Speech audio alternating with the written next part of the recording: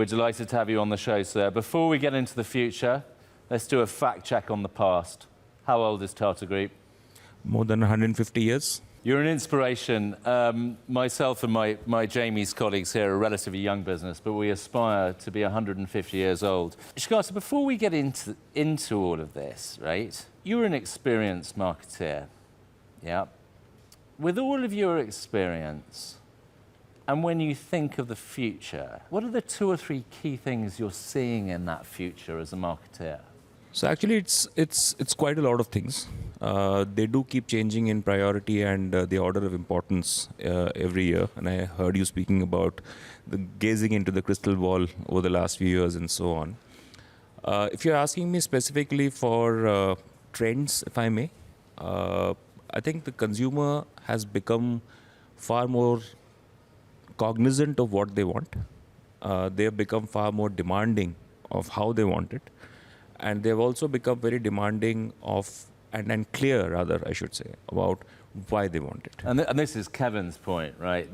Especially the Gen Z community, they know what they want, they know what they are. And why they want it, right? And why they want it. And why they want it, right? And to add to what Kevin said, it's not only the Gen Z, it's even the earlier generations who are getting more perspective and clarity in perspective in terms of why they want what they want. And, you know, if you see the trends around the whole Marie Kondos of the world and so on, repurposing stuff, not buying new stuff and so on and so forth, the whole approach to consumerism, materialism is actually evolving. I'm just very curious though, right? So, as Kevin said, we all used to guzzle up Kellogg's cornflakes, not thinking about this and that. Nothing wrong with Kellogg's cornflakes. What has changed? Why are these younger generations more insightful? What's going on before we get to the future? Sure. I think it's a function of the degree of exposure that they have and the understanding of the impact of what's happening around them, right? And also because of the exposure, the betterment in the quality of education, at least to a larger part of the population as compared to previous years, their ability to analyze the fact that where we are headed may not be the best of places in many cases, is what is getting them to prompting them to think through things that probably when you and I were growing up, we didn't do or we didn't have to, right? So there's this higher degree of awareness, this higher degree of sensitivity to the world around them, I think is in a large factor, in a large manner, driving these cognizant choices. And a certain dissatisfaction, right? Because all of us as marketeers have been complicit in building these images, these brands. And this younger generation are busy tearing them down in lots of ways, right? Yeah, so see, brands have always had a way of, if I may say so myself, and you said I'm an experienced marketeer, if I may say so myself, brands have always had a way of talking about as if everything is about them. And that's not necessarily sitting right with consumers anymore. Yeah, they're blowing that up now. They're blowing that up now. And so in that sense, talk to us about this customization, right?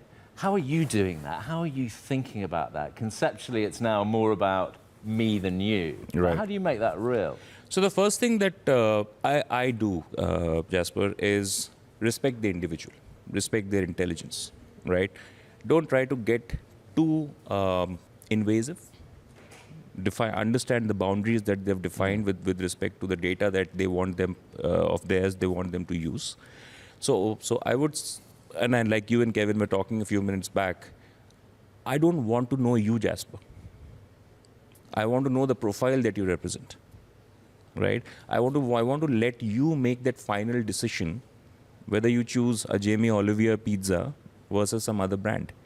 But what I definitely want to do is give you the right information to help you make the decision that you would hopefully enjoy. And once you consume my brand, on the back of the information that I have given you, you will have a positive association with my brand and you will come back to me more often. Okay, so it's not about thrusting a kind of brand story in a push way. It's about information to pull people in. Let me push back on you slightly, because the modern consumer skepticism is very often that this newly sincere brand giving you bits of information to make your own mind up is still driven by a fundamental profit motive. So there's an implicit insincerity in that. What do you say to that, right? This is the argument that, don't believe a word they're saying. See, that's a very fair point. The fact is every organization is in business to make money, right? It's a route to make the money, which I think is going to decide the longevity of the business, right? So as long as the route is defined by sensitivity, honesty, and integrity, and letting the customer make the decision basis information that will help them make the right decision. Like I said, I think the businesses will be far more sensitive, the business will have far more longevity. And the group that I represent, the organization that I represent, I think is a very good example of that. Yeah, you're very values-led, right? Oh, yeah. So you're not here for 135 years for no reason. 50 plus, 150 plus. 150, excuse me. Yeah. Right? So I think fundamentally, those core values haven't changed. What has evolved or what has changed is the way we are interpreting and acting upon those values.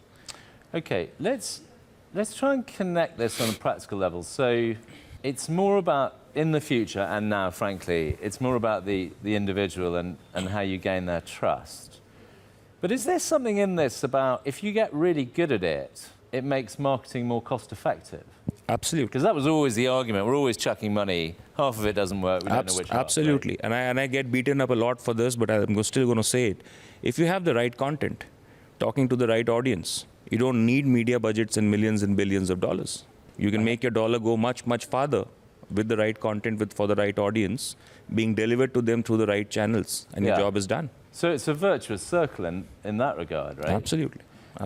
And do you think we're...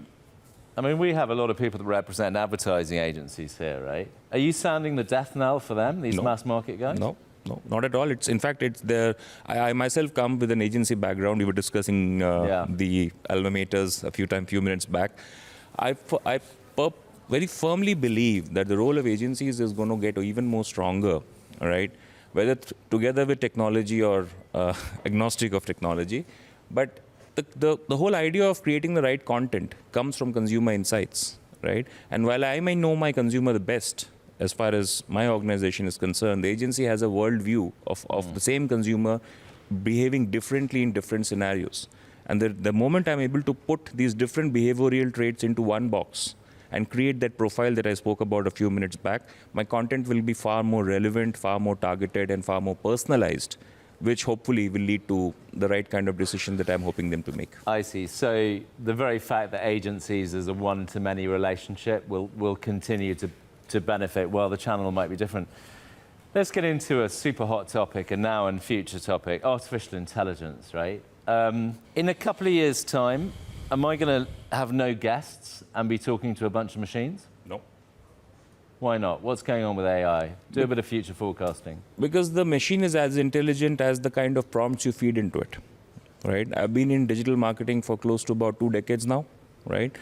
At the beginning of my career, we used to ask intelligent questions to Google, and Google used to give us intelligent answers. Somewhere down the road, we lost the plot. We started asking stupid questions, and Google started responding in kind, right?